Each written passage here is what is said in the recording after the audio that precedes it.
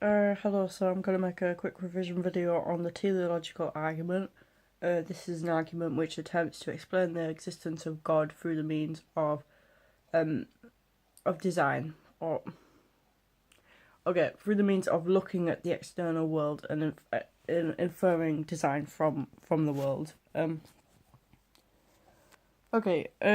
design argument is an inductive argument, which means it's based on evidence. It looks at the evidence of the world and leads to the conclusion that it is probable that there is a designer. It doesn't say definitively there is a designer, it's probable. It's a posteriori argument, which basically means the same thing. It's based on experience and evidence. I think. Yeah, it is. It's... Yeah, so I'll just jump straight in. Telos basically means purpose. And it's a term coined or used by Aristotle back in ancient Greece, and yeah, he influenced Aquinas in developing the fifth way. Aristotle developed the first three ways, maybe the fourth way. I don't know who developed the fourth way actually. The first three ways, which were cause, the way of cause, the way of motion, the way of effect. So God was the uncaused cause, the unmoved mover, and did I say effect? I meant contingency. I don't mean to stick my finger up here. Contingency. Contingency basically means that everything in the universe is dependent on something else for its existence, and it was caused by something else. So if we take this bottle, for example, this bottle couldn't come into being without there first being someone who created the bottle. And the creator couldn't have come into being without someone first creating the creator, and so on and so forth. And then you get so far back down the chain that eventually you get to the beginning of everything, and it's like, okay, well, what caused the whole universe? And that must have been something without a cause, because or something necessary, which didn't necessarily, or which wasn't contingent on anything else for its existence. It just exists. It was an uncaused cause and unmoved mover. Anyway, that's mostly the cosmological argument I've just explained. The teleological argument is the fifth way, and this is the way that Aquinas developed. Can't remember which book he developed it in, but yeah, might be Summa Theologica, but I feel like that's probably wrong, so don't take my word on it. I think that's an ethics book. Okay. So we'll look at Paley's watch. Paley developed an analogy called the watch analogy, and I'll tell the story that he used actually. He said there's a man walking in nature. He sees a rock on the ground. He thinks nothing of the rock. It's nothing special. It's not out of place. It doesn't show any signs of complexity unless it's like a really special rock with like some sort of weird formation inside of it. Then you might think it's had a creator or got some sort of, I don't know, some sort of significance to it. But assuming that's not the case, it's just a regular rock. It's like, okay, well, you just keep walking, no, you don't really care. Also, unless you've got an addiction to rock collecting. But yeah, you keep on walking. You see a watch on the ground, and it's a nice watch. It might be a Rolex or something like that, but it doesn't have to be. It could just be a really cheap watch. And the watch, it tells the time, so it has a purpose. It's complex. It's got all these different mechanisms which are making it go round. And because of this complexity and because of its purpose, we assume, or we can infer that it has a creator, and we happen to be right here because we have experience of a watch being made. Basically, Paley compares the watch to the universe. He says because the watch is complex, and because complex things typically have a designer. So the watch has a watchmaker. The world has a world maker, according to this line of thinking. But there is a big difference, like I've just said. The watch, we have experience of watches being made. We know for definite that a watch has a watchmaker. However, we don't have experience of a universe being made. We have theories such as the Big Bang, which is extremely plausible within the scientific community and widely accepted. But we don't have experience of a universe being made, so we don't necessarily know what set off the universe. What was the unmoved mover? What was the uncaused cause? Was this God? I don't know.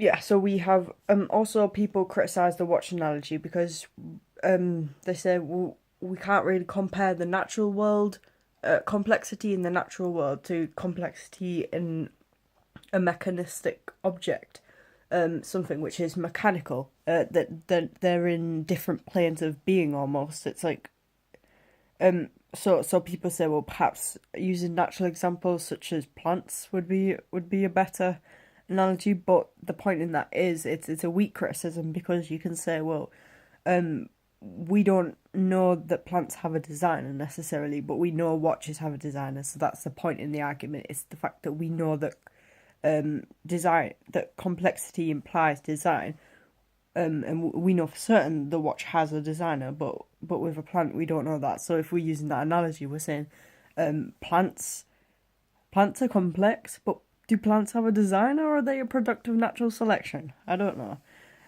So anyway, that's Paley's watch. He talked about design qua purpose. I can't remember what qua means.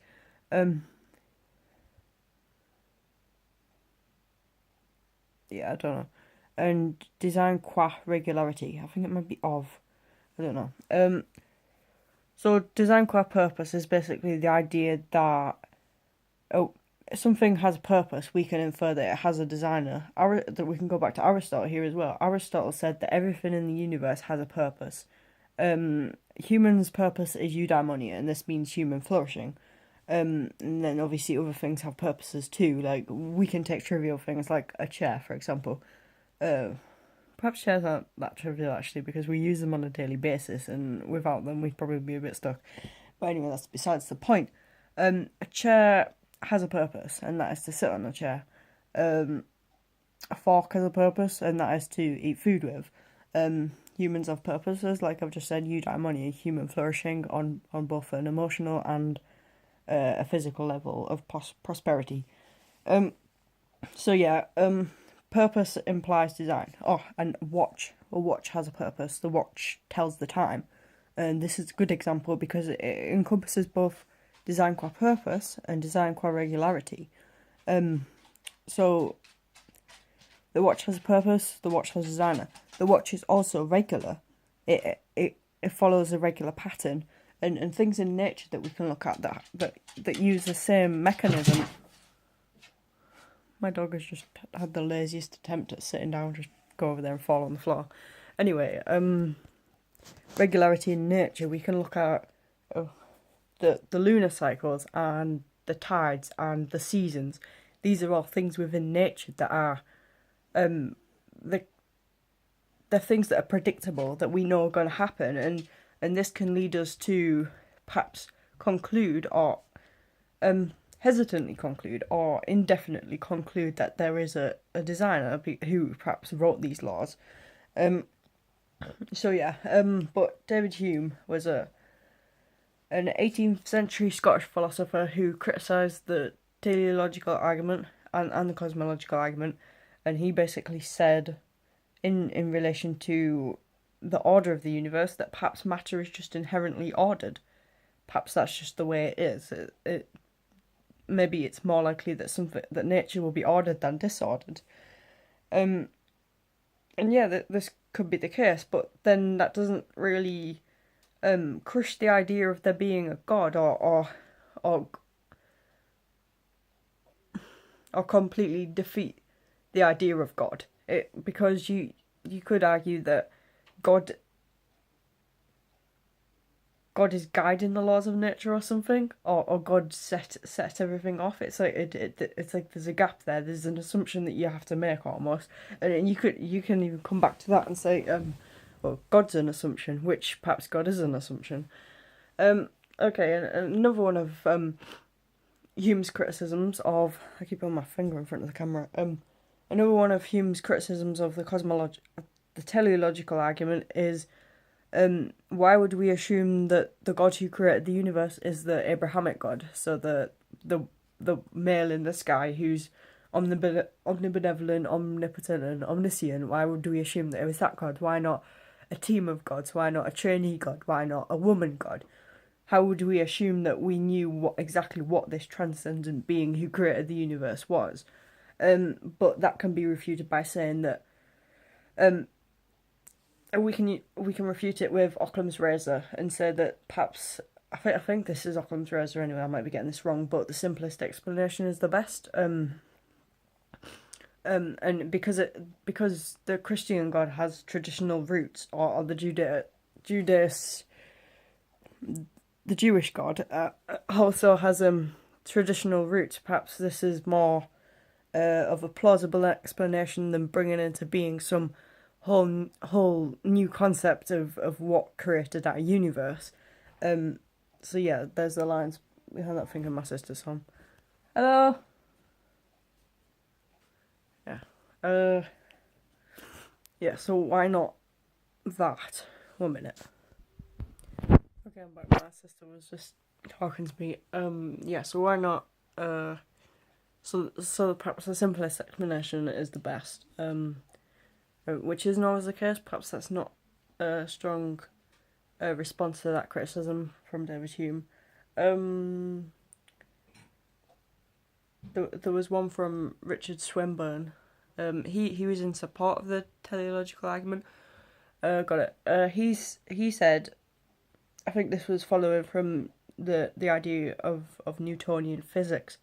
When we look at the universe around us, we see all these scientific laws, or perhaps we don't see them, but if we observe them in a scientific way and collect empirical evidence, we see patterns, and we find out all these laws of science like gravity and quantum theory and all these different regularities, and it's like just the fact that these laws exist, and perhaps points towards a designer because things are so complex. And this goes back to what I was saying before about the complexity of the universe pointing towards or complexity could just be within nature. It could be, but it could also be the case that something set all this off, and that could have been God, a designer, and I don't think that's an implausible explanation at all. But then we go back to the criticism of why would it be a God who intervenes, and this is another one of Hume's criticisms. Why wouldn't it be? Well, Hume actually said that why wouldn't it be? He thought that like miracles were just a show, like a form of theatre which were put on by the church. He said that if there was a god, it would be a deist god who didn't necessarily intervene in his creation. So yeah, I guess that's again questioning the idea of whether it's the fatherly figure, Christian God who's watching over us constantly and on occasion intervenes in our lives with the occasional miracle or religious experience. Hume didn't accept that idea at all. I'm trying to think of any other criticisms from David Hume. I don't know. I know that John Stuart Mill, block nose. John Stuart Mill, he criticised the teleological argument. He criticised religion in general because he didn't think that God existed. And if there was a God, he must have been a bad God because of all the natural disasters which happen in the world. He said that there was something about a quote, but he said that I can't remember the quote exactly, and it's wrote in Old English, so I didn't really get to grips with it very easily. But it basically means that natural evil is worse than moral evil. Therefore, most of the evil in the world isn't necessarily caused by people, and you can try and refute this by looking at the problem of evil with Augustine's theodicy, and it's caused by fallen angels. But that is not a plausible explanation. There is a lot of natural evil in the world which kills millions of people, like earthquakes, tsunamis, volcanoes, all these different things which completely, if they don't kill people, they completely ruin people's lives. And so that's what Mill said. He said that natural evil is worse than moral evil. So and it can't be blamed on free will.